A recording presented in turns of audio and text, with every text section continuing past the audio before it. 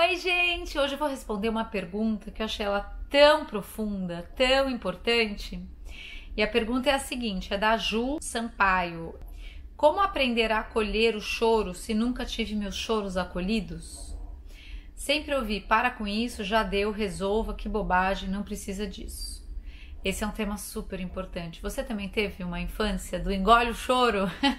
Como é que a gente pode, hoje adultos, pais e mães, aprender com essa experiência e lidar de um jeito diferente com esses momentos dos nossos filhos? Vamos falar sobre isso? Acho que é importante, né?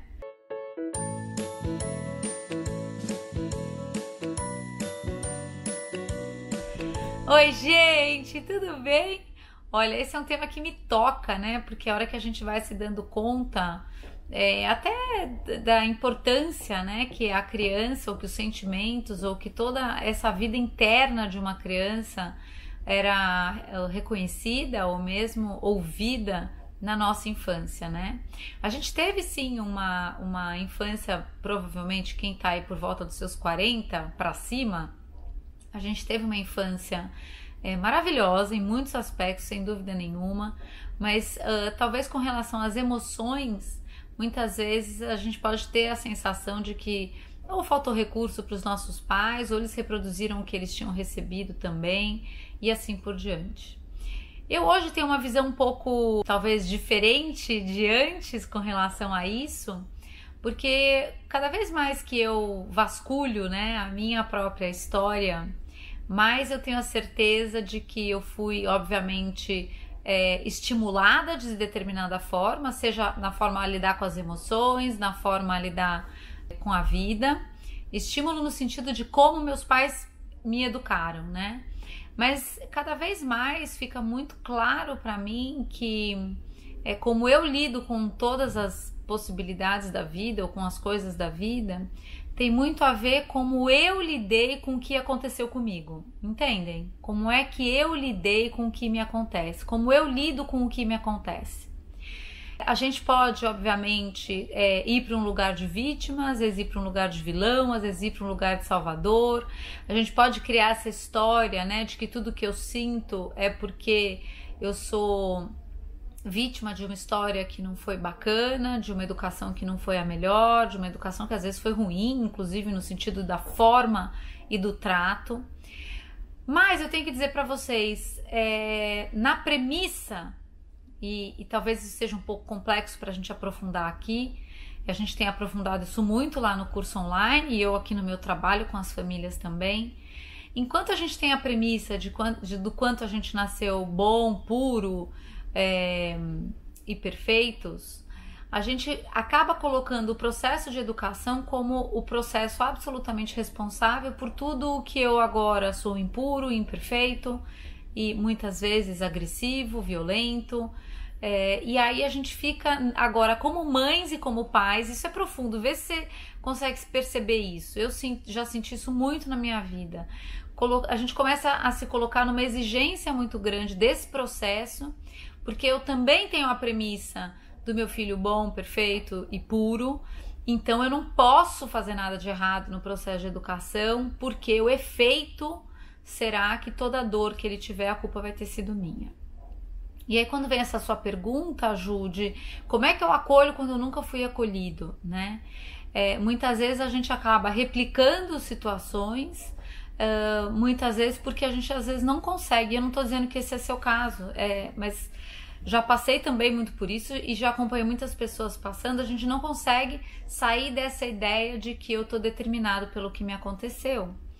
Então, assim, com todo o respeito, eu te convido a gente a rever essa premissa. Eu, cada vez mais, tenho entrado em contato com a imperfeição do meu coração, do quanto meu coração é falho e do quanto a gente, percebendo os temperamentos variados e o quanto cada temperamento tem a sua forma de violência, o quanto a gente nasce nessa condição de imperfeitos. Quando a gente muda essa premissa, e é muito importante que a gente reflita sobre isso, a gente começa a entender que o processo de educação ele é um encontro importantíssimo, sim, mas onde eu sou, como adulto, 100% responsável pelos meus estímulos ou pelo que eu convido a criança a viver, mas a criança é responsável 100% pelo que ela faz com isso. E nesse processo de educação a gente pode ficar assim na nossa forma mais flexível, ou seja, tendo mais consideração de que eu sou de um jeito, você é de outro, e a gente tentando ter mais flexibilidade para a gente encontrar a nossa forma de se relacionar, ou eu posso ir por um caminho de ou só me considerar, ou só te considerar, e deixar nesse sentido o nosso temperamento, a nossa forma de ser inflexível, rígida. Ou é do meu jeito, não adianta, ou eu vou forçar o outro que tem que ser do meu jeito. A gente não constrói um espaço de consideração e muitas vezes a nossa relação está na desconsideração, o que faz com que muitas vezes a nossa família fique bélica, a gente está sempre apontando o erro do outro, ninguém se percebe errante, todo mundo sabe tudo que vai no outro. É aquela história que eu falo muito para vocês, a gente põe sempre a lupa para fora da gente, uma hora que você põe dentro, gente, aí o bicho pega. Porque aí você vê as suas reais intenções, você vê o quanto você é falho, o quanto você é vaidoso, o quanto você quer pra você, o quanto você tá preocupado em ser amado ao invés de amar o outro. E é duro descobrir isso, mas é bom, é muito bom. Primeiro porque o primeiro movimento que vem disso é a humildade, e a hora que a gente começa a ter humildade, a gente começa a ouvir o outro, ao invés de saber o outro. Então, por que eu tô trazendo essa premissa nessa sua pergunta? Porque se eu tiver na premissa de que tudo que me acontece, ou de tudo que eu sou hoje, eu só sou isso pelo que meus pais fizeram, eu acabo presa numa situação e, obviamente, vitimada e, às vezes, fragilizada nesse processo. Agora, se eu entendo a premissa de que eu nasci imperfeita, assim como meu filho, assim como meus pais, eu começo a chegar perto de uma possibilidade que eu gosto muito e que eu acho que surge desse processo de humildade, de ter a certeza de que eles fizeram o melhor possível dentro de toda a condição que eles tinham. Assim como eu tenho total clareza de que eu estou fazendo o melhor possível, do quanto a minha intenção jamais é ferir as minhas filhas, mas eu não tenho controle do que elas vão fazer com o que elas estão recebendo. Eu tenho controle hoje, controle. Eu procuro ter controle, eu ter cuidado com o que sai de dentro de mim e procuro, obviamente, quando sai bobagem, porque sai bobagem, eu procuro pedir perdão. E o espaço de perdão, ele é um espaço maravilhoso de consideração, porque eu tô contando pro outro que eu não tô na perfeição, eu convido o outro a mesma coisa, quando vê a gente tá todo mundo se pedindo perdão.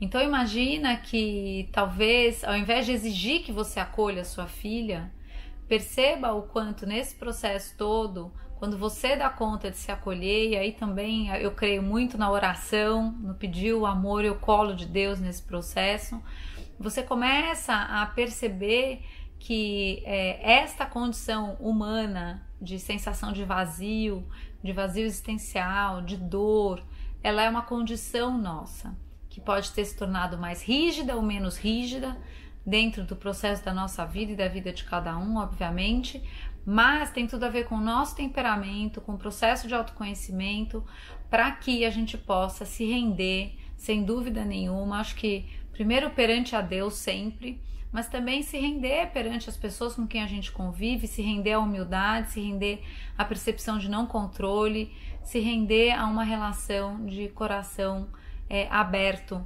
colocando as nossas necessidades e, por que não, as nossas fragilidades, né? Talvez nessa percepção de eu não conseguir te acolher, filha, na hora que você estava chorando tanto, talvez pensando tudo isso, ou refletindo sobre tudo isso, você possa dizer, filha, eu sinto muito que eu não consigo te acolher, eu não consegui te acolher hoje quando você chorou. Para a mamãe ainda é difícil. Eu acho que você não devia estar chorando, mas eu sei. O choro faz parte, a tristeza faz parte. Só que enquanto a gente não percebe isso dentro da gente, dificilmente a gente vai conseguir acolher a dor que está no outro. Enquanto eu não vejo essa dor sendo vivida e sendo doída dentro de mim, dificilmente eu consigo compreender a dor do outro. Então, quando eu falo da gente pôr a lupa dentro, e isso a gente faz lá no curso online, gente, é intenso, mas é maravilhoso porque isso vai quebrantando o meu coração para que eu consiga não só olhar para a minha dor de uma forma diferente, como também para a dor daqueles que eu mais amo, com mais empatia, com mais acolhimento, com mais amor, com mais entendimento de que dor é essa. Então, enquanto a gente estiver nessa premissa do todos nascemos bons e tudo precisa continuar reto e brilhante e luz e puro, a gente está numa idealização da vida muito, muito importante, porque dentro desse processo, dessa exigência, dessa expectativa, a gente está quase dizendo que a tristeza, a dor, a raiva, o medo não deviam fazer parte. Então, se você está sentindo tristeza, raiva ou medo ou qualquer coisa assim, tem algo de errado acontecendo. Quando, na verdade, a dor muitas vezes traz sentido, a dor muitas vezes traz direcionamento, a dor muitas vezes te conta a importância das coisas. Você perde alguém que você ama, você perde um trabalho que você ama, você passa por alguma situação difícil na vida. Se aquilo não doesse, você não saberia nem a importância disso para você. Então, quanto mais a gente começa a ouvir a mensagem de todo esse nosso interior, que muitas vezes grita e dói, dificilmente a gente vai acolher o outro. Então eu espero, Ju, que você tenha se sentido muito acolhida, que você perceba o quanto essa dor também te conta muita coisa. Eu espero que você possa sentir ou receber muito profundamente no teu coração o meu amor indo para você, de alguém que também dói. E se você puder, ou se vocês quiserem ou sentirem o chamado, venham para o curso, porque lá sim a gente consegue acompanhar, acolher, se sustentar e realmente aprofundar todas essas questões. Eu agradeço a Deus em primeiro lugar por todo o amor que me sustenta nos momentos mais difíceis, porque eles existem, todo o amor de Deus no meu coração, na presença do Espírito Santo, no sacrifício de Jesus. Eu sou muito, muito, muito agradecida por toda a paz que mesmo às vezes com situações tão difíceis, a paz está dentro do coração. E eu sei que não é por mim. E eu agradeço muito a tua presença aqui. Que a gente possa continuar crescendo juntos. Eu agradeço muito as perguntas. Obrigada, Ju, pela tua pergunta. E a gente se vê no próximo vídeo. Tchau!